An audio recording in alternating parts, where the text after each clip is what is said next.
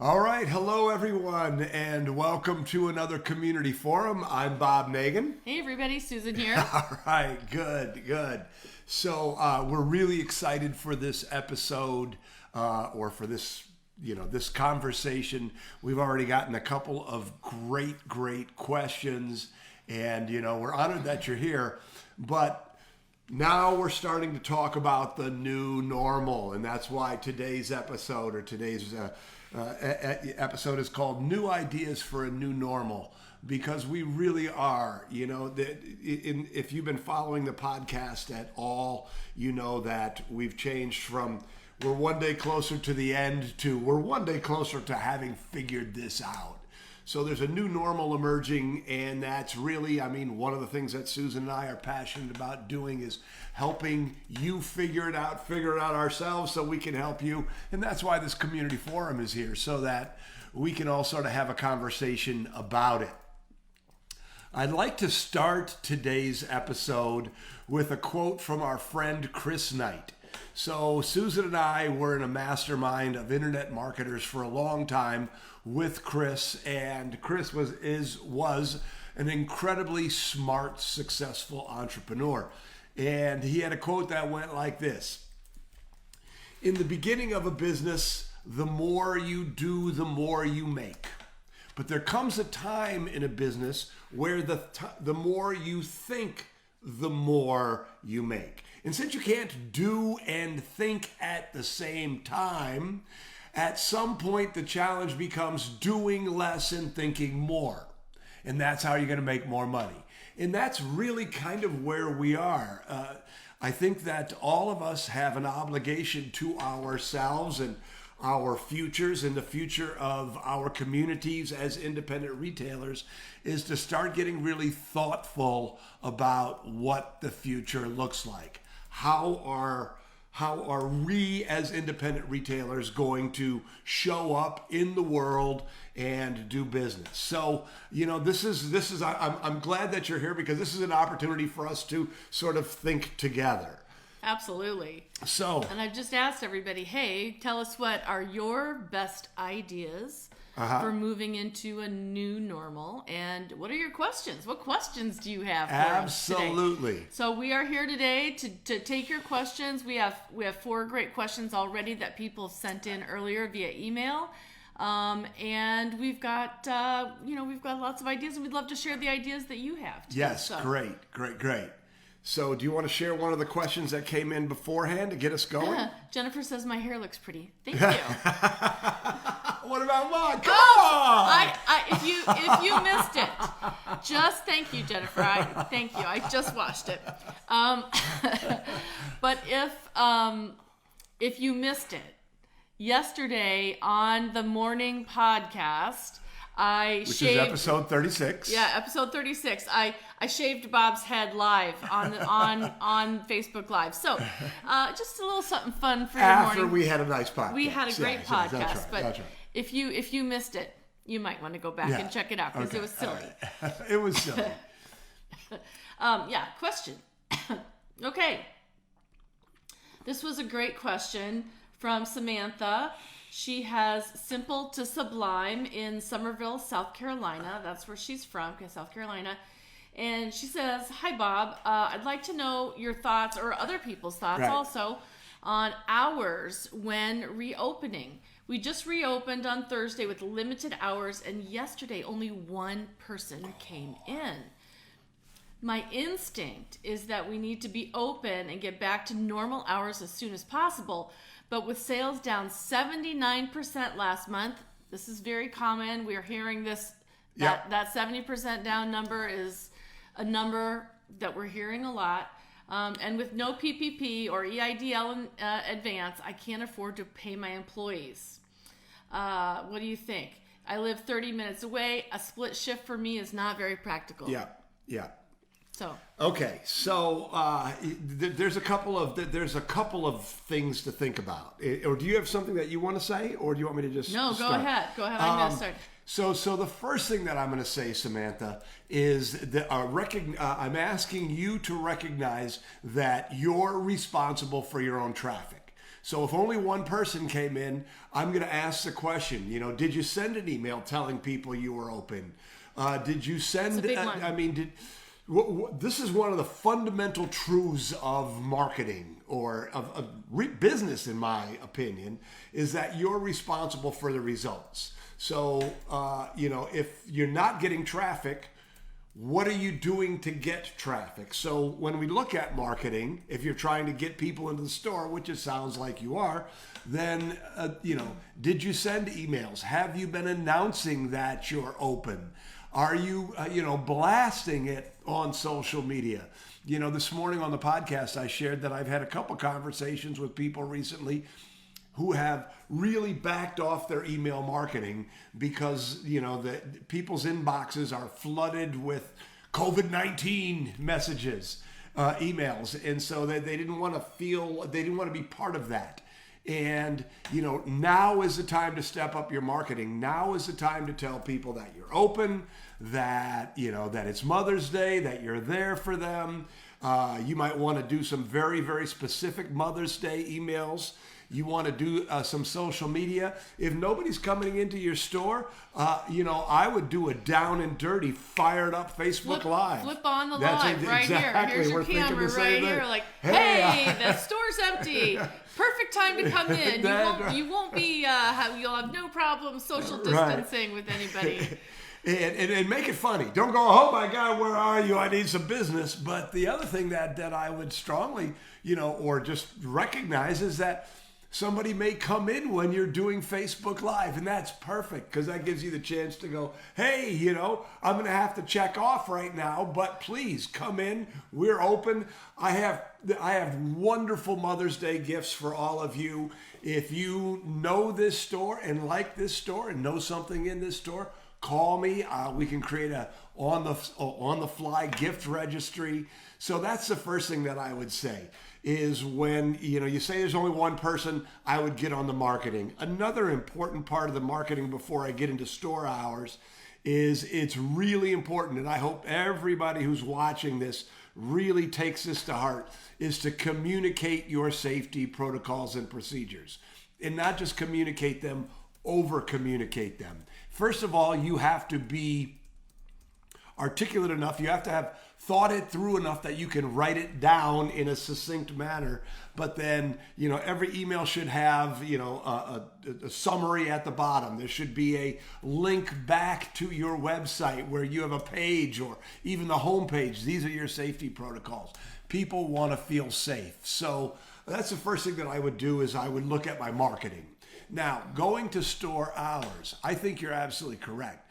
I think that you need to get back to regular store hours as quickly as possible, and as quickly as possible. There's two dynamics here, and I think that they're both very important. One is you want to get the sales by being open, right?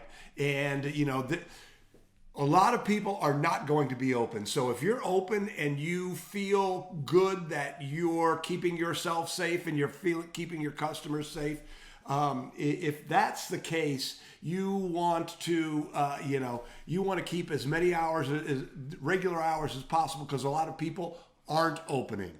And when people aren't opening, you get a chance to steal their customers. You get a chance to increase market share. That's one thing, is the proactive, I need to get business, I need to get people into my store. You do that with marketing, you do that by being there. You can't sell through a closed door. The other part of it that most people don't look at that I would encourage you to think about is when you're not there, you're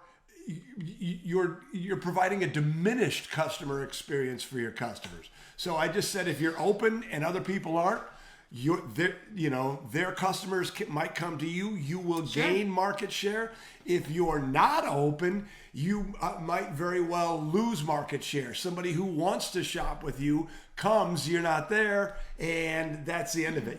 There's a place in Grand Haven that I wanted to frequent, and 3 times I went to their store and they weren't open. Even though their Facebook said they were open, I called their store and the answering machine had nothing. when they were there. So, I mean, it was really discouraging. I liked this store. I wanted to give them my business. I wanted to support them.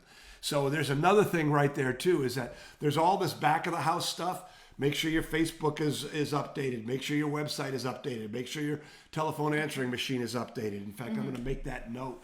We need to do that for our checklist. Yeah. Yes.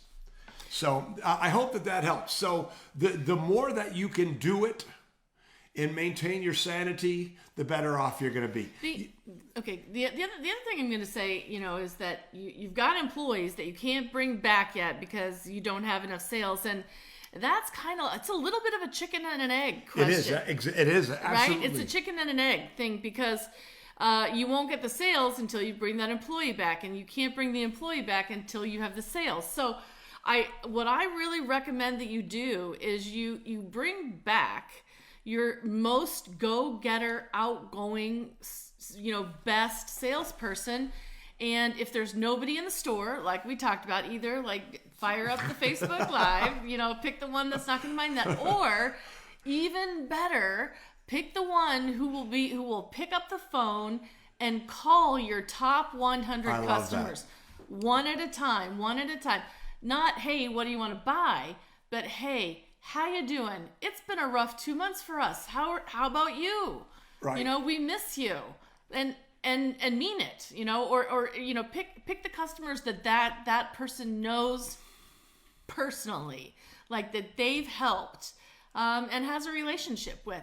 And I tell you what, I bet in the time that they're sitting in the store waiting for the occasional customer to come in, if they're doing clienteling, if they're doing the Facebook Lives, they will more than pay for their wage. So, you're going to have to do some things to make it happen while you're there waiting for it. Yes. And that's a wonderful, wonderful thought. And, so I also want to kind of challenge, and I'm not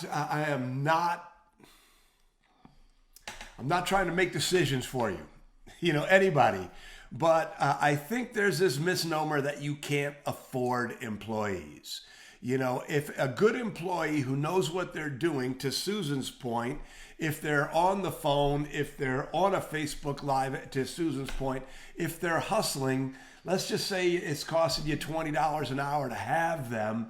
If they can do average $50 an hour in sales, they're paying for themselves. And they're getting you back to the regular normal. They're getting you back to your hours. So I loved what Susan said about it being a little bit of a chicken and an egg. Yeah. But really, if there's any way that you can bring them back, that's the way to do it. I was on a town hall with Management One and Mark Weiss, and I don't know if I agree with this, but Mark's a super smart guy. So I thought I'd share it with you anyway. So Mark's thing is, when you look at doing business coming out of this pandemic, is that there should be no fixed costs. In other words, if you have somebody who's working for you, they get paid on commission. And, make it a generous commission. Make it if they do a pretty good job, if they do Facebook Live, if they get on the phone, that they're, that if they do even a halfway decent job, they make more than their hourly wage. But then you're not stuck, with a fixed cost for hours worked. Yeah, so exactly. That's a great question, though. Thank you. Yeah, I hope that answers some of your questions. And, really, thank you so much. I think she wasn't sure if she was going to be able to. Samantha wasn't sure if she was going to be able to be on live today because it was part of the time when her store was actually open. Right. And I hope you weren't live here. I hope you were helping customers, Samantha. Exactly. But she was planning to watch the replay. So, okay, great. So I hope that answers Samantha's wonderful. question. Yes. Okay. But let's just talk about a general attitude shift too. And so again, everybody's financial situation is everybody's financial situation, and we don't know yours, and so we can't make decisions for you. But I do think there's a question of attitude. And for the last 7 weeks, the attitude has been fearful, and it's been naturally fearful. And, so part of what we're doing, when you're in a situation like that, your instinct is to protect. And Now what we're trying to do is get ahead of things. And so we have to get out of that protect mindset and get into the, okay, we're going to take some risks and we're going to go kick some ass mindset. Kick some butt mindset. He's been at home too long. His filter is kind of like, we're losing it here, people. So, but right? I mean, so because really, the people who get aggressive right now are the people who are going to be ahead of things. Just like the people who got on Facebook Live right away at the beginning of the pandemic really started to get a lot of traction. And the people who came late to the game, it was good, but it wasn't as good for the people who got out of their comfort zone and did the things. And, I would say that if you just buy a super cheap tripod, anybody in your store can do a Facebook Live. Sure. Just be real, be charming, show stuff, make things happen. When we talk about the three things we talk about every morning on the podcast, one of them is the hustle. Do the hustle. All right. Sorry. You want to get up and do it? No. Do you know the hustle? Of course. Oh, I don't know the hustle. You're too old. I know. I know the hustle. You're too old. I know the cool jerk. Anyway, All right, good. So I hope that you find that helpful. But I really want to, really encourage all of you to recognize that right now is the time to hustle. Today's podcast was about marketing for Mother's Day. If you're just sort of, I don't know. No, now is the time to get after it. Yeah, I think it's interesting. I think we're in an unusual moment right now where we're all, and we've been coming to this realization over weeks now that there's not going to be some quick peak and valley and it's over and woo, we made it through kind of thing, and that it is going to be this new normal, and there is going to be some level of risk that every human on the planet is going to, we have risk every day, right? This is just one additional new piece of risk that we're going to have to manage. Right. And we're going to have to, we're all settling into our own level of risk tolerance and trying to figure out what we're going to do. What are the actions we're going to do to manage and mitigate this risk, because it's not going away right away.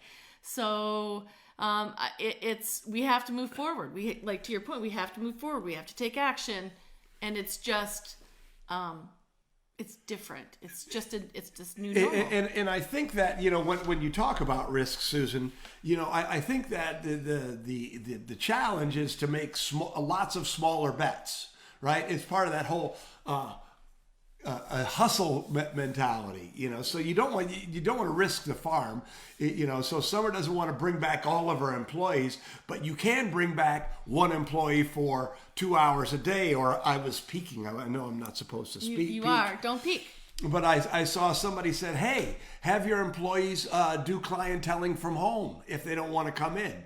Well, you could do a commission-based sell from home idea with somebody, and then if they made you money, great, they get paid. If they don't, no problem. So there's a whole idea of, yes, there's risk. Don't bet the farm on anything right now when things are uncertain, but recognize that the bets you make now could pay really, really big. So just really be intelligent about your bets, but recognize that there's big payoff.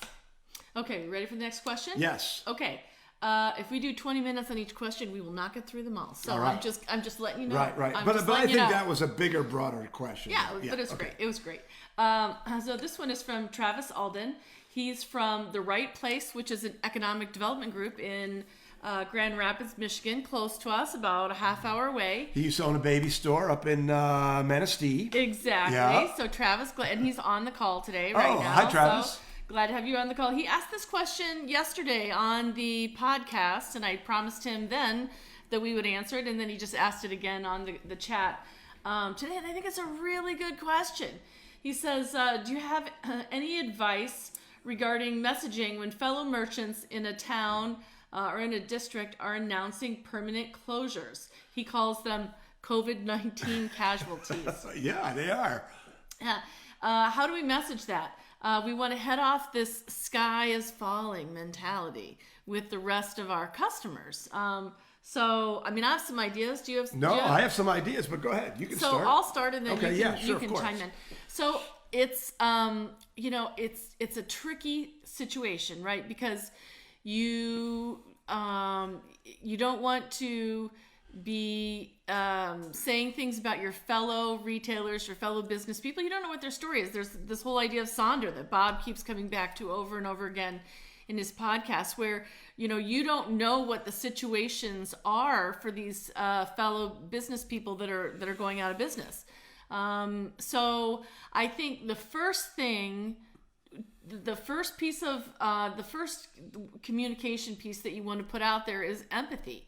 Be a good human being and have empathy for those folks that are going out of business, and express that idea of, hey, whatever their choice was, it's okay. We don't know what's going on with Bob's Boutique.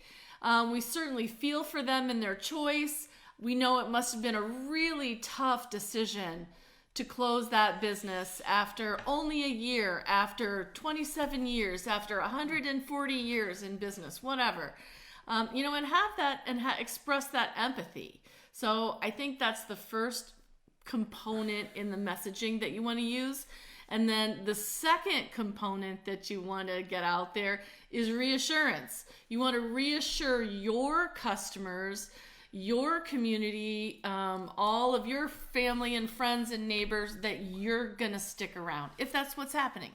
And if you're not going to stick around, that's okay too. Like, there are lots of people making different choices right now. But if you're sticking around and you want your customers to stay with you and you don't want this sky is falling. But I think he's talking about fellow merchants. Yeah, no, okay. Exactly. Okay. So but if your neighbor next to you is closing, right. You don't want to ignore it. Right. It's not, you don't want to be there with the horse with blinders on, pretending that's not happening. Right. Like, that's not the way to go. You can talk to your customers with empathy for Bob's Boutique, your next door neighbor that's closing, your community store that's closing, and then reassure them that your business is here for them, right?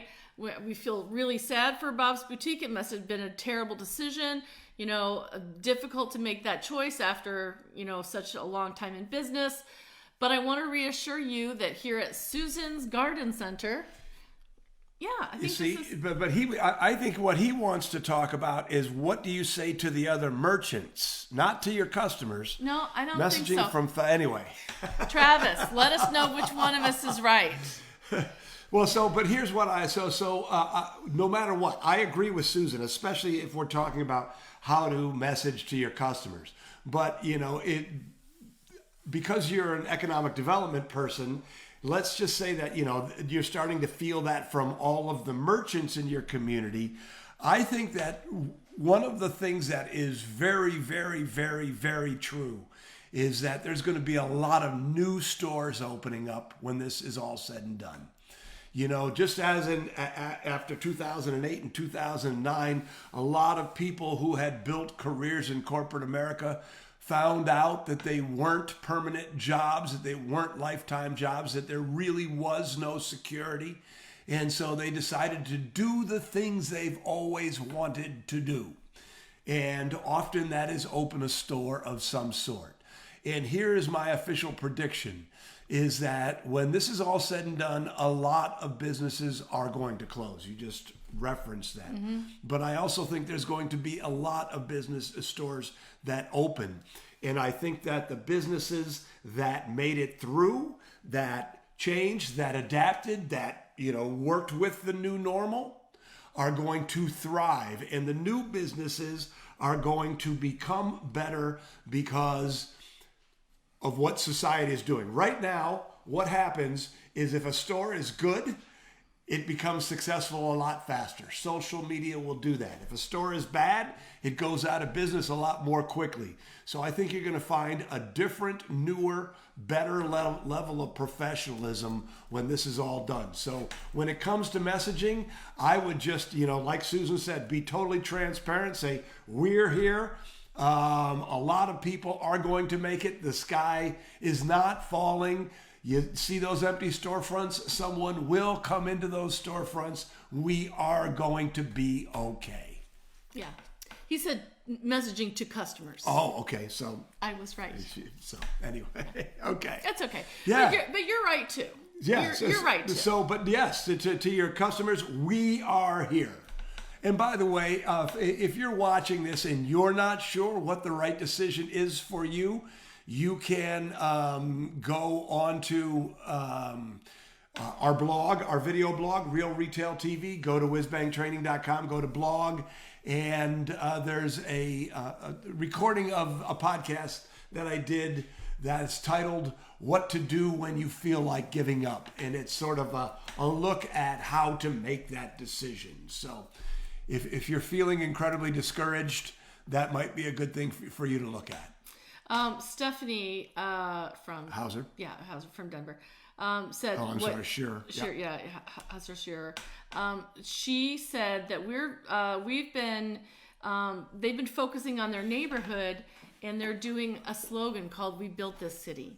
We built this city. No, they call her Stanley Strong. Yeah, but they're running a slogan. We built this city. You know the song, right? On yeah, rock and roll. I do. So I think it's great. Like, we built the city. You can get together with the merchants that are sticking around, and like, hey, we are not leaving you. We are going to be here for you. We built this city. We're still here.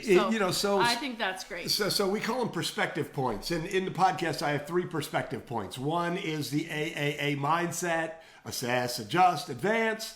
The other is hustle. And the third is this whole idea of, we figure this shit out, right? We're entrepreneurs. We figure shit out. And that attitude that you just shared, Stephanie, that attitude, Travis, that attitude that everybody is watching with this, I'm really, really sensing that attitude in this community, that we're making a shift from panic to being proactive, that we're starting to think about what it looks like. We're starting to learn new skills. A lot of people are emailing us with their Retail Sales Academy questions. They're like, okay, we know that we really, really need to get our people up to speed. And so we're seeing real enthusiasm for the Retail Sales Academy. It's happening. We're coming into a new normal, and that's what we need to think about together.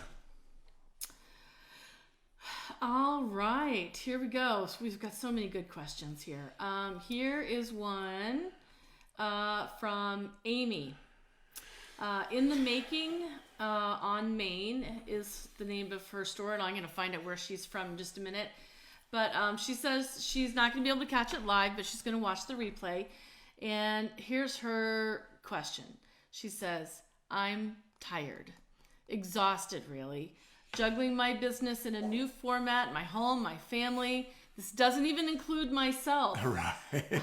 I'm so tired. So everything seems to rely on me. What tips do you have to stay emotionally and mentally sane through all of this as it drags on and on? Thank you.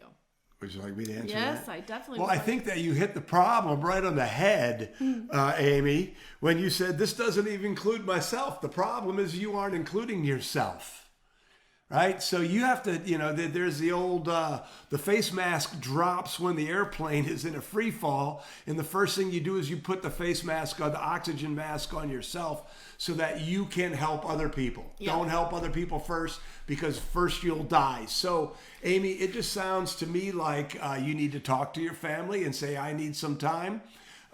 You need a real, true, free day.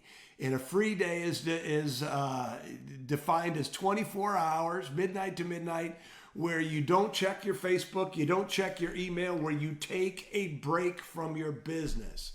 Sounds to me like you might want to take a break from your family. Or do something to do something fun with your family. But what you need is what we call a gold medal free day, where you just do I don't know about you, but one of the things I'm missing the most is going out for a pedicure. Like, I really am missing that. So, maybe you to spend an hour where, you're doing your toes, painting your nails. She hasn't asked me to do a pedicure for her. You know. It'd be a disaster. I did that.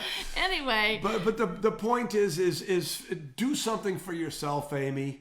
It is difficult. It is difficult. Early on in the podcast, and my son Joe said, Bob, you got to quit using, or Dad, you got to quit using the backpacking metaphor. But I think it's entirely appropriate right now, is I used to do a lot of backpacking. And,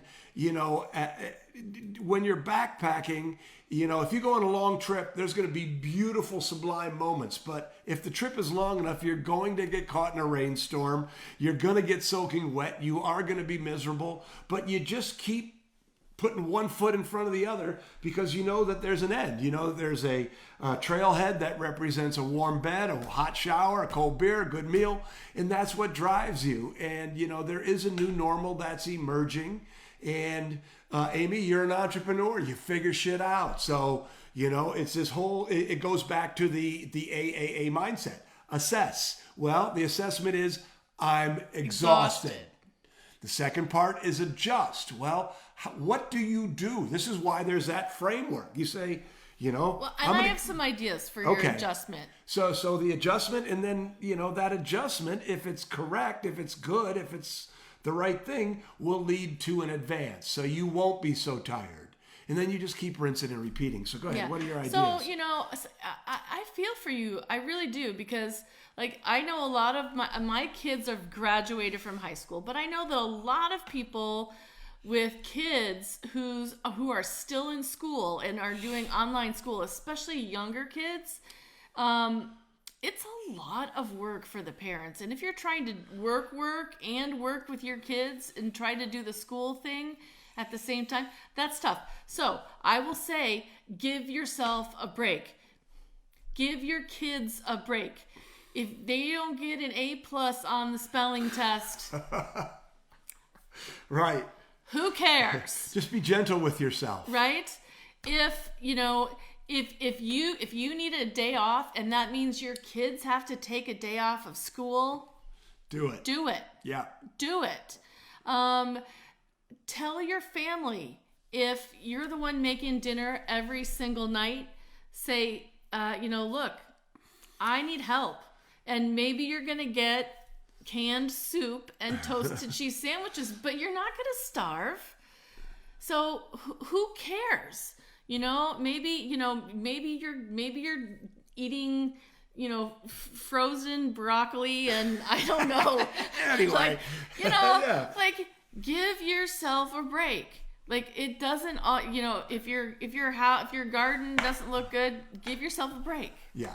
Yeah. Adjust. Yes. So, yes, forgive yourself. Keep moving forward. You're going to be great. You'll do fine. But, take care of yourself. And meditate. 10% happier. We didn't say that one. So. Okay, good. Okay, good one. Great question, Amy. Let me go back and see what's going on chat. Okay. So you can just talk. Okay. Do you want to take another question? Or? Yeah, give me one. But no, we've already been through those. Let's see here. Where we go? We've got Gilbert. Let's see what Gilbert has to say. Oh no, you know what? Yes. I saw one about somebody was the woman from Ellicott City. Oh yeah, here she was asking about the visionary. Okay. Yeah. So here she is, Tammy from Sweet Elizabeth Jane in Ellicott City, Maryland. And she says, last week you said skill up to be prepared for the new normal. That was on one of the podcasts. Yep. What skills will we need most to be prepared? I'm resetting, so right now all of my boundaries are wide open. If I imagine a new structure, what does it look like? Are there expertise level skills that I could outsource to stay agile and grow new revenue sources faster instead of trying to do everything myself in-house? I'm a classic visionary. Of course you are, because you just asked that question. I'm a classic visionary Without an integrator, that means the person who is the manager. Are there suggestions for how to best bridge the gap when your manager's skill set isn't your superpower? So she's got a lot of ideas, but maybe getting them all actually executed in her business is hard. I'm willing to do whatever it takes, but I'm in a box that isn't natural, the manager box. Yeah. I've read and documented and listened to and memorized the Retail Mastery System. All right. I like you, Aunt Tammy. I know. I need a manager to do the same for all this to get implemented. This is probably my biggest challenge. Yeah. Go. What should she skill up on, and how does she fill in the hole for this manager? Yes. So there's a couple of things. So you have the Retail Mastery System. The staff development module is a really, really great place for you to start, if you hire a manager, to have them go through it and to learn all those things so that you don't have to do the interviewing. The Retail Mastery System, when we talk about all of those systems and structures, is got so much of it, all of the things that drive somebody like you or me, a visionary. Now, we'll back up because we're sort of talking in a vernacular here to Tammy. So what she talked about, this whole idea of a visionary and an integrator comes from a model of doing business called EOS, Entrepreneurial Operating System, that was created by a guy named Gino Wickman. And it's an organizational chart. It's a new style of organizational chart, but it's an organizational chart. And so the organizational chart that is in EOS is really a second generation organizational chart, not a true corporate organizational chart. And in our program called the Master Plan Advantage, we've taken that second generation and sort of third generation and made it specific for retail. So what I'm suggesting that you do, Tammy, it's Tammy, right? Is that you go back and you build your chart. So, and you say, what does my new normal look like? Do you have a video crew? Do you have somebody who comes in and shoots your videos? That is an outsourced skill. Social media can be an outsourced skill. What else can be? Your web stuff can all be an outsourced skill. Your inventory management. Your inventory management. Management 1 could be a huge part of it. So the challenge and the opportunity is for you to look at your business and say, what roles are in my business in the future? And a role is a job that needs to be done. And then say, what souls do I have now, or what souls do I need to get? So really, you're looking at it correctly, but I think the step you need to take is to really say, what do I need? What can I do, and what can I outsource? And when you talk about managing, that should be your first job, the first position that you hire. And then the thing to do there, since you know your Retail Mastery System so well, is to hire that person who will be a good manager, who will complement your visionary. And then the two of you go through the Retail Mastery System slowly together, starting with the staff development module, maybe the store operations and marketing. And then the two of you learn how to think together. Would you agree with what I said right there? I absolutely agree. And Cindy Wells, I wanna say that I think that what Bob is saying right now is really also the response to your comment and question about, you're talking about business hours and shifting your business hours, and your people need more time to clean and they need more time to ship and things like that. And I don't know if the answer is to change your hours. I think the actual answer is to do what Bob's just suggesting right here. You need to change your organizational chart so that you're not having your on-the-floor salespeople who have a skill set, which is working with your customers, selling in person, creating relationships, and so on and so forth. They have a skill set and a set of characteristics. And then you need some different people now who are doing the cleaning, who are doing the shipping, who are doing the behind the scenes work. You might not need as many floor people. In fact, you will need less. I'll talk about that in just a moment. You're probably going to need less. But I think to your point, just not sure what to do right now. My employees are stressed out. Of course they are. You're asking them to do all sorts of things that aren't in their skill set. So ideally, go ahead. And you're adding more roles. They had a role which was being a salesperson, and you're adding all these different roles to them. Instead of saying, okay, now you three have this same role, you three who are really good at this other stuff, I'm going to switch you to an entirely different role. So I think that this whole Bob's getting the whiteboard out. Here we go. I gotta find a blue marker though. It's right over there on the table. Look over there. It's over there. Okay, keep looking. It's there. So anyway, I think this idea of a lot of the stress that all of you guys are feeling is coming from this shift in the organizational structure of your business. Like it happened overnight, literally, and so you're going to need to make the shift. And he's still looking. Can't find it. It doesn't matter. So let's go back to that, because this is I think this is an incredibly important conversation. And so if you're looking to go deeper in thinking about this, we have a program called the Master Plan Advantage. And if you go to our website, you can learn about it. But when people join the Platinum Mastermind group, because this happens almost always, they're already successful, they're smart people, they've built great businesses, but they feel overwhelmed. And almost always the first thing that happens when they join the group is because the group has, the people who are already in the Platinum Mastermind group have been through this, is there's a shift. The group the Platinum Mastermind group pulls people into this new way of thinking about your business, and that new way is built around structure. Most people, and Cindy, you were describing it, most people look at their team and say, what is the work that needs to be done? And then if there's too much work and not enough team, everybody becomes overwhelmed. Or if there's enough team but not enough skills, new skills, everybody becomes overwhelmed. It's think about what your business should look like. What roles are there now? What roles are there in the future? And then what souls need to fill it, right? So we're looking at our business and then plugging. A role is what needs to be done. A soul is a person. It's not S-O-L-E like a shoe. It's S-O-U-L.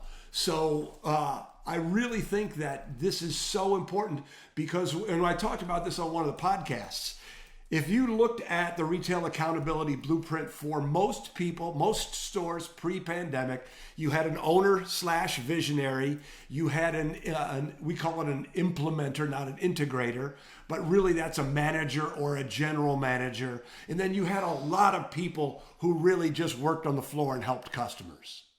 But now, post-pandemic, you're going to have a website designer, somebody who manages the website. You're going to have perhaps a social media team. You're going to have somebody who does your video productions with you and for you. Cindy, you might need to have a shipping department. People don't. She needs somebody to answer her emails. Really, a customer service rep. A customer service rep. So really what we're looking at is how is the business evolving? What roles, what jobs need to be developed for this new reality? And then how do I either take the people I already have and put them into those roles or hire people into it? And I think that is how Tammy, that's the reaction that I have for Tammy too. Yeah, great. It's the right answer for both of those questions. Two questions that have popped up that I think are really relevant and good. One is, how am I going to pay for all that outsourced help? That's great. That's a great question. So you pay for it with increased sales. Yeah, exactly. Their work should bring lots more sales into your business. So, we talked about that this morning also. there's two things when you think about that. A team member should not be an expense. A team member is an asset. An income generating asset. And if you have a team member that's not an income generating asset in some way, you need to relook at that team member.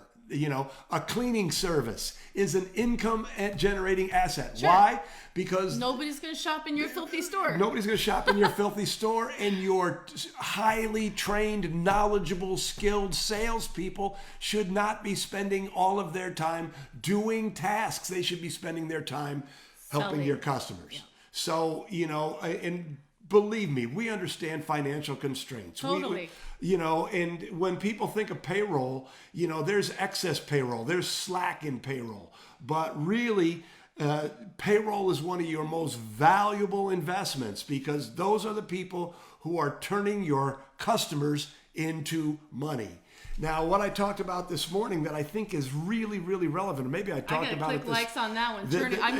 If you liked that one, turning customers into money, you can give us some hearts on that one. I like that one, right? But, and this is why investing in them, I mentioned the Retail Sales Academy a little while ago. This is why, investing in training your people is so very, very important. But no, it wasn't this morning. It was just earlier when we were talking about store hours. Yeah. It's the same thing. Yeah. If you don't have great people on the floor, you're going to lose business to the competition rather than steal business from the competition. You're never gonna cut expenses into success. Right. Right. It's not how it happens. There are times when you have to cut expenses, of course, but that's not the way to lead your company to success. Investing in revenue, investing in profit, investing in those things is what works. In fact, I think there's a Real Retail TV about something. The title is "You Can't Cut Your Way to Greatness" or something like that. It's just like that. Yeah. It's like, ask yourself, what do I want to become? And then say, what do I need to become that? And then say, can I afford it? Or another way to look at it is say, can I not afford it? Right? Can you not afford to bring that person back and keep your regular store hours? I can't answer that for you, but I can suggest that if an employee costs you $20 an hour and that person can average $50 an hour, now you're on the way to getting right-sized. Yeah, okay, Karen has a great question. Okay, hi Karen. This is Karen Heldlin, and she says, what do you do with those people who've worked with you for a long time who are resistant? This is a great question. Who are resistant to these shifts in roles and resistant to the shift in the whole shift, like in stuff that's happening and what they're required to do at work. How do you deal with those folks, Bob? Okay, you want me to head from that? Yeah, all right. So they either need to come along or go away. One of those two, right? And I'm serious about that. It's easy to be good when times are good, right? So Karen was probably going along, and these people were her team, and business was all right, and you might have even built a really, really good business. Don't know your business, Karen, but now I'm gonna go find out. But now things have changed, and I talked about this in one of these podcasts. Right now is your opportunity to change your culture. So the people who don't want to go along with those shifts, really, this is the chance. If you know that they're going to be resistant, you know that they're just going to not, now's the time to not bring them back. Or now's the time to go in another direction. Truly, truly, truly, now is the time. There is record unemployment right now. So if they don't do what you want them to do, if they don't come along, it's time, Karen, to put on your big girl pants, let them go, and replace them. And this is hard because I'm looking at Karen's Facebook page right now, and she's been it's a sporting goods store that has been in business for 50 years. Right. So you probably have some 45-year employees. She probably does. She probably does. And so it's easy for Bob to say, just let them go, right? But it's hard to make these shifts. And one of the things that when you want to talk about the reset. Yeah. Yep. Okay. So, I like how we're like, go. So, and again, so Karen, I don't know if you have the Retail Mastery System, but, there's so much information in there that could be super helpful. But we call it the reset. So if you go through the staff development module of the Retail Mastery System, you'll hear me talk a lot about non-negotiable standards, about this is the way things should be. And whenever you make a commitment to a new, better, greater business future, yourself, there's always going to be people who don't want to come along, as you mentioned. The status quo is the status quo. They like the status quo for a reason. Of course they do. They've been behaving that way for 25 years, 30, right? 40, 30. It's 50 years, and it's easy. It's easy. That's why they like it, because it's easy. But you're trying to do something greater. So the reset goes something like this. You pull your team in, preferably for an off-site meeting, maybe 6 feet apart. Yep, 6 feet apart now. Masks. Or a Zoom meeting. It'd be better in person. Zoom meeting But will work. if you can do it with social distancing, that's great. And then you put up on the board and you say, what's the name of her place? It's Disco Sports. Disco Sports. So you put up on the whiteboard or the big sheets of paper, the goal is to make Disco Sports the #1 sporting goods store in what town? Richmond, Virginia. In Richmond, Virginia, or whatever you think is what they in call all of Virginia, on the East Coast. That's right, in the world, in the universe. Make a big goal. I guess Yeah, my that's point right, was yeah. make it a big goal, Yeah, right? yeah, Make yeah. it something that's a little scary Yeah. and a little exciting. Right, and then you say, what are your ideas? Help me here. And then let people give you ideas, brainstorm. Don't put limitations on it. When somebody gives you a great idea, don't say, no, we can't do that. No, we can't afford that. The crazier the ideas, the better, right? So that's the first step of you and your team creating a new vision for your business. Now, here's how it works. Here's how you create that business, Karen. It always starts with a vision. And by the way, this is taught in the staff development module, Yes. just like that. So first you create a vision, then you create standards that support that vision. You have to create them correctly. We're not going to go into all that. But really, the vision is this. The standards are, this is the way that we do things, right? And they're non-negotiable standards, meaning everybody who works with us does it this way in exchange for their employment, right? Non-negotiable standards. But you can't just have standards. You have to train people. You have to, so then, and if it ain't written, it ain't real. So then you have to create a training program, a written training program that clearly communicates your standards to your employees. And then you have to, hold them accountable and reward and do things to make sure that the standards that you've created are actually being done. Seth Godin's got a great quote. He says, culture is defined as people like us who do things this way. Mm-hmm. Okay? But now let's go back to the reset. So that's what we're trying to do with the reset. So you've got this big laundry list, and then you go back, and then you as the owner, it's your job to create the first draft of your training manual, your training program, that place where all of your non-negotiable standards resides. And then you give it to your team and you say, look, here's the deal. Here's the new training program. Look at it. I want your feedback, but please look at it and give me your feedback, because once this is done, it's going to be the way that we do things. And then some people are going to give you feedback, some people aren't. And you might have to go to version 2. You might have to go to version 3. But when it's done, you get everybody together and you train them on your new standards. You do that.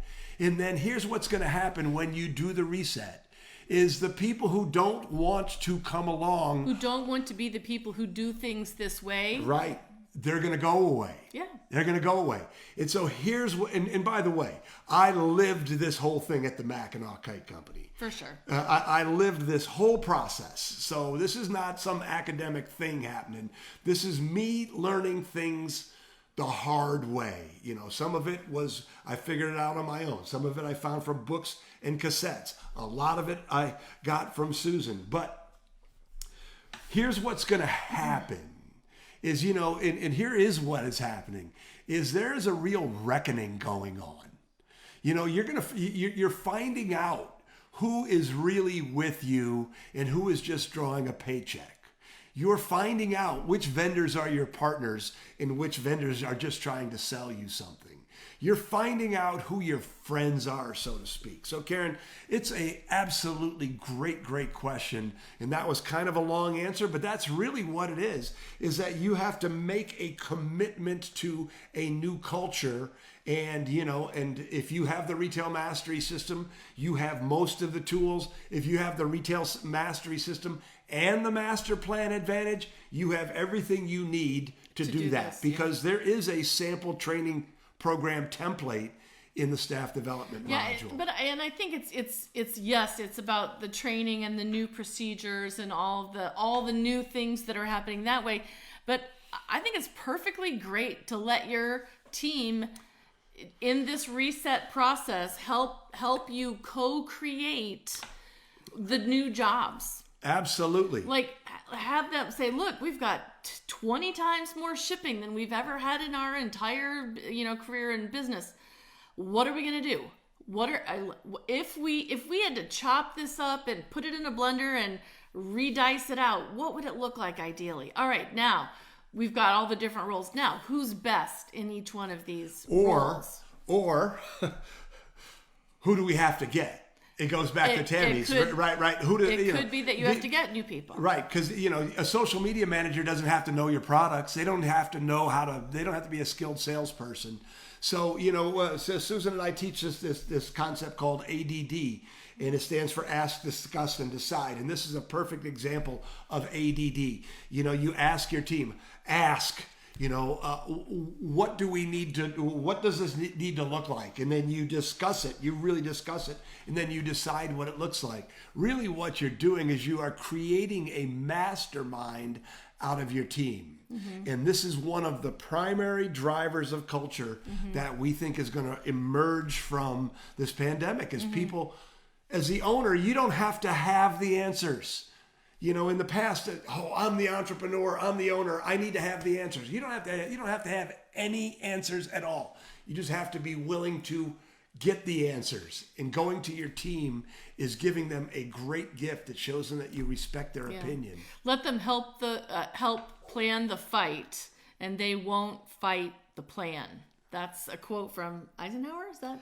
I don't know. Churchill, Eisenhower, one of those army guys. Yeah, I don't think it is. I don't know. Anyway, it's a great quote. It's a great quote that we use all the time. So Karen just chimed in. She says, thanks. That helps. Some people are entitled, and I love that word. I'm so glad you wrote that word in there, Karen, because yes, they do feel entitled. And when we teach this staff development process, we teach about this three-legged stool. One is training, which Bob just talked about. One of the legs of the stool is rewards, which is paycheck, which can be a attaboy, pat on the back. It could be a bonus. It could be, rewards or lots of different things. And the other leg is called accountability. Thank you. I was going to say assessment, but I knew that was wrong. Accountability. So you've got training, rewards, and accountability. All three of those things. And what happens so often is if you give the rewards, i.e. the paycheck, but you don't do a good job with the accountability, in other words, are they meeting the standards, to your point, the standards that support your vision of greatness? If you don't do that accountability piece very well, what happens is those rewards become entitlements, right? If you just do accountability with no rewards, that's punishment, right? You have to have all three of these: training, rewards, accountability. And what you're experiencing, Karen, is very, very, very common. So common. And so, but really, I'm just looking at you and telling you again, I come from a place of real empathy because I was exactly where you are. And I'm just looking at you and suggesting to you that now is the time for you to really, take a hard look at yourself and ask yourself, how important is a new, better Disco Sporting Goods? Is it Disco Sporting Goods or Disco Sports? Disco Sports. Disco Sports. Because if it's important to you, it's time for you to put on your big girl pants and start, doing the things that we're talking about. If you have the Retail Mastery System, go back into the staff development module and watch it. Especially look at the part on the disciplinary action process, tell you what, I'm going to give you a hard truth here, and I want some likes if people agree. The first time you fire one of those people that feels entitled because they're not doing what you want them to do, because they don't respect you enough to do what you ask them to do, even though you're their employer. The first time you fire one of those people, everybody else on the team will start to pay attention. Oh, yeah. The respect that you will garner for letting one of those people go is immense. And it really is true. One bad apple does spoil the whole bunch. And one person who is holding you hostage, because that's what's happening here, they're holding you hostage. Karen won't fire me. I've been here for 40 years. Okay. Karen won't fire me because I've been here for 30 years. That is someone holding you hostage. And now is the time to clean house if anybody is holding you hostage. So, yeah. All right. Nice rant, yeah, honey. Good one. Okay, good question. That was a great question, Karen. Thank you for asking it twice. I did see it. We just needed to wait to get to it. Okay, so we have a marketing question from Gilbert. This is kind of fun. Okay, all right. Hi, Gilbert. Gilbert's one of our WhizBang certified retail coaches. Yep. In Ottawa, Canada. And he says, we received beautiful and expensive Italian silver dance jewelry. I don't know what dance jewelry is, but it's what he got. He's got a dancewear and intimate wear store in Ottawa. Just before we close, we are planning to raffle some of it off. Necklaces are around $100. Oh, I heard a great idea for this. Okay, so he says, we have about 1,000 fans on Facebook and 6,000 email addresses. What do you think would be a good price for the raffle ticket? Would it be better to pair the raffle with a charity? And will this raffle work either way? Any feedback is appreciated. So here we go. This is something. So Dan Jablon's Retail Smart Guy, spoke at the summit a couple times. He recently did a webinar on reopening, and I'm learning everything I can about reopening. We're building a reopening checklist. So, but he gave the example. Oh, I don't know if I have it written down. Let me see, because I want to give credit where credit is due. One of his clients, I'm looking in my journal right now. One of his clients has a really high end. I'm not gonna. Just try to guess. It's a fishing store. It's a fishing store, and they sell like $1,000 reels, like an Orvis store. Yes, but it's an independent, but high end. So they sell $1,000 reels. So what this guy did was he did a raffle, like Gilbert is talking about here, and but so let's say it's $1,000. Necklace. $1,000 necklace. $100 necklace. $100 necklace. Okay, so but this was a $1,000 reel. So he sold 10 chances, $100, right? $100 each. So it was only a 1 in 10 chance that you would win. And he kept doing that again and again and again. So you're taking a 1/10 chance that you're going to win, right? Because he only sold enough tickets to pay for the retail price of the expensive reel. Oh, interesting. I know. Isn't that interesting? Gilbert, I was like, Gilbert, how many necklaces do you have to raffle off? I think that's an interesting question to know. But keep going. But I thought that was really, really smart because, if you do a raffle, your odds are long. But if it's something you really, really want, you're willing to take a chance if your odds are good. So I thought that was just brilliant. And what Dan said was, so they did it once and it sold out like almost immediately. So they just kept going through and creating these raffles that allowed people to participate and have fun and perhaps win. And they were getting full price on these items, in the middle of a pandemic. Now, what Gilbert was talking about, though, is adding a cause marketing dynamic which to I it, love. which I absolutely love.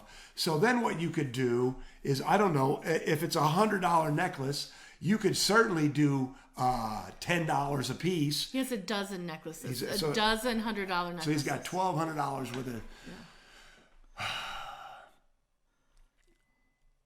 I think your raffle ticket should be $10? $10. $10? Like maybe even 5 chances for $10. Let's just say they're $10. So that means he's got to sell 120 tickets to pay for to sell all of these necklaces.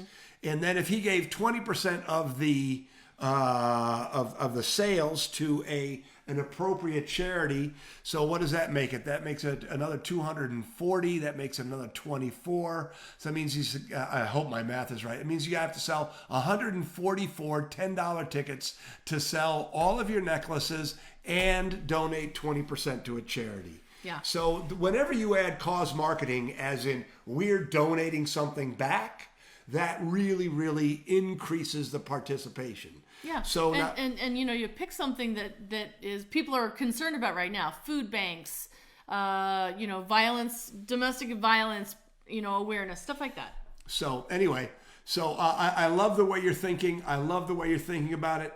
There's 2 ways to look at it. One is to cap the number of tickets that you sell, like the fishing guy. The other is to not cap the amount of tickets you sell, but to keep the price low enough so that people buy a lot of them. Now, another thing to do, Gilbert, is to have this raffle and the cause marketing going at the same time. And anytime anybody buys from you between now and the time that the drawing happens, they get a chance also. So anytime somebody buys something from you, they essentially get it could be positioned as a $10 discount, but really they get a chance to win.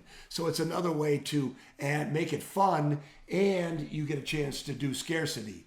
When you're coming up to the deadline, to the drawing, you get to talk about it a lot more in your emails and things like that. Yeah, so Summer's got a question. She says, as a Main Street shoe boutique with very lean inventory, meaning she doesn't have deep inventory in each style, I'm planning appointment-only shopping for a while. I can't have a lot of people touching and trying on my stuff because then it'll have to be quarantined or cleaned or something. I won't have any available inventory. Looking for any ideas about going appointment only. You want to tell her what Morgan's doing? Well, a couple of our Platinum Mastermind Group members, and by the way, if we share anything from our Platinum Mastermind Group, it's because we've gotten permission to do it.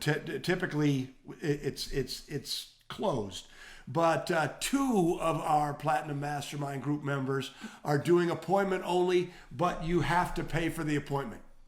Right? So the appointment costs you, but then when you buy, it's applied. Yeah, you get that much money. Right. So back on your purchase. And what it's free, basically. So it's free, but what it's doing is it's sort of getting rid of the look-to-lose, right?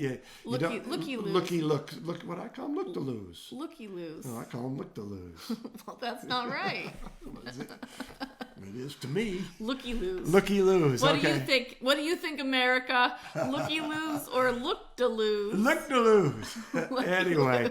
So, but that is one thing to do, and I would challenge that you need to quarantine that, Summer. And I don't know anything about shoes, but I would think that you would be able to successfully disinfect them.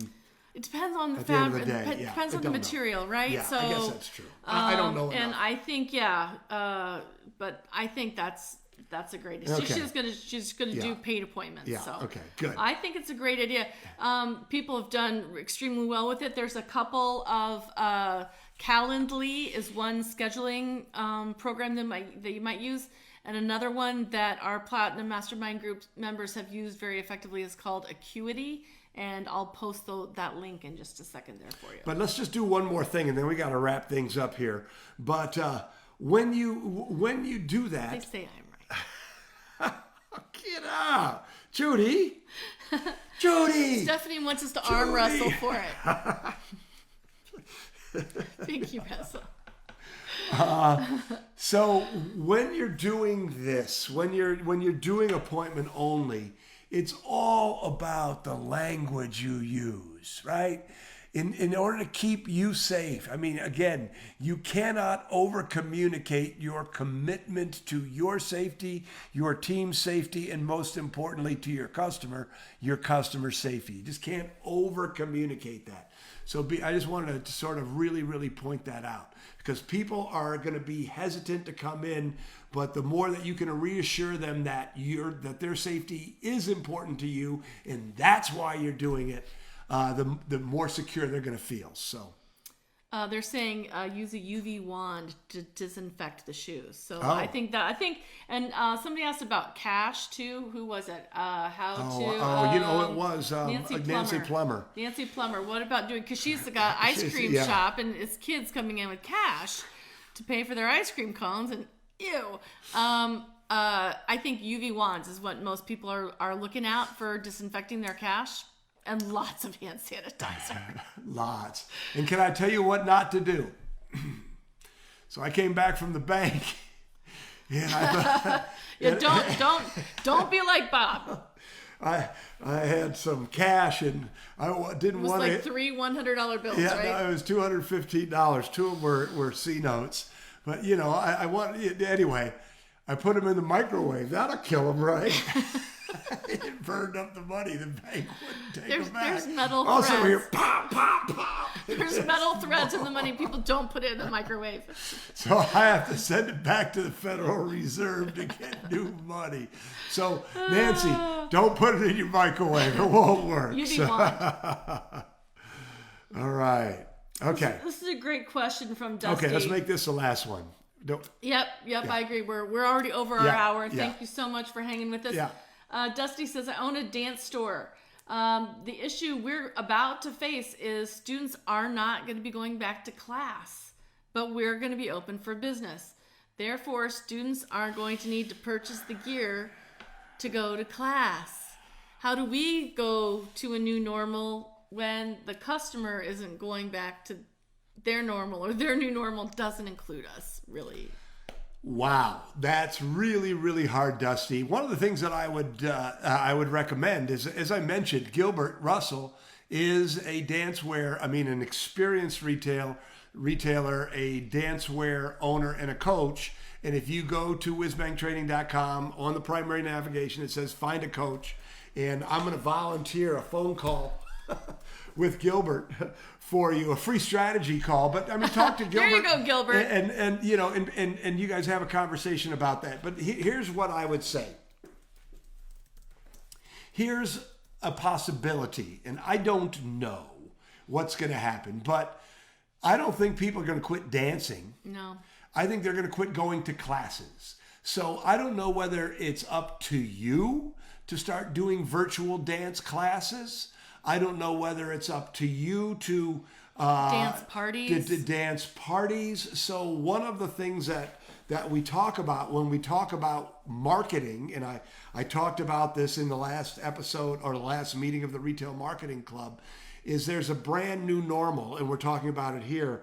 But when it comes to marketing, it's really omni-experiential. Marketing used to be about you would do all these things that would drive people into your store.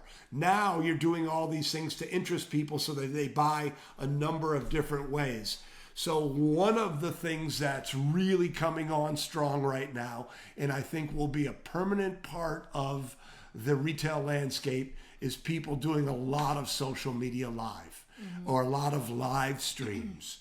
And, I don't know I don't have an answer for you, but there's two possibilities I can think of right away.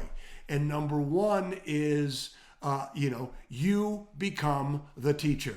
You do the dance parties. You do the dance classes. Virtual dance classes. You can even charge for the dance classes. You can do subscription. Susan and our family, Susan and Joe and Sam and I are watching a lot of master classes right now. So, so you might have to change your business model up quite a bit. The other thing that I would suggest is this idea of adjacencies. And what I mean by that is stretch your merchandise mix. This is what Gilbert said. This is why I suggested you talk about Gilbert. So when you think of your merchandise mix right now, think of a square, right? everything that you sell, dance wear, dance shoes, all fits in that box. But now the question to ask yourself is, what is the adjacency? What items can you sell to your current customers that, that is just outside, that is outside of your current merchandise mix, but is not so far out that it ruins your reputation? Or, you don't want to sell NASCAR memorabilia in your dancewear store. But what Gilbert sells is the loungewear intimates. I think loungewear is like that just, leggings, sweaters, like this is comfort wear. This is like actually an Athleta kind of little cardigan that I'm wearing right now. And Gilbert was talking about how he was doing clienteling. He's hustling. But he would do BombBomb videos. And BombBomb, by the way, BombBomb.com is a way for you to send video emails. And he was, he knows his customers. He was looking up his customers, who they were. And he would send them a BombBomb video and say, here's 3 new bras I have in. If you're interested in any of them, give me a call. So, he started out as a dancewear store. Now he's doing other things. So those are 2 suggestions for you, because I think you're right. Just waiting for it to change, we don't know when in-person classes and things like that, we don't know when that's going to come back. So now it becomes on you to change the way that you're doing, rather than waiting for things to come back the way that they are. Karen had a great idea. She heard one dance studio has made bars for in-home dance practice, and they're selling them for $50. Like you could if you were a handy dude or gal, you could probably make one of those. Bob, not so much. He'd be buying the one for $50. So that's what I need. I need a dance bar. I had one when I was a kid, because my dad made me one. Because I used to dance when I was young. So I think that's great. So, but it goes. Bomb, B-O-M-B is the. Here, I'll put. But it goes. But it's such a great question, because it really goes back to that AAA mindset. The mindset is assess. Wow, I'll tell you what. Our business model is being thrown on its head. Adjust. What do I have to do? What changes do I need to make? What mindset shifts? What merchandise shifts do I have to make? And then you advance. And then if it doesn't work, or even if it does, you just keep rinsing and repeating. I just think it's a great model to look at change. They say you have a Michigander accent, and they can't understand when you say bomb. Well, I could go all Canadian on you, eh? No, that didn't work. Your Canadian accent's terrible, honey. Okay, all right. Good.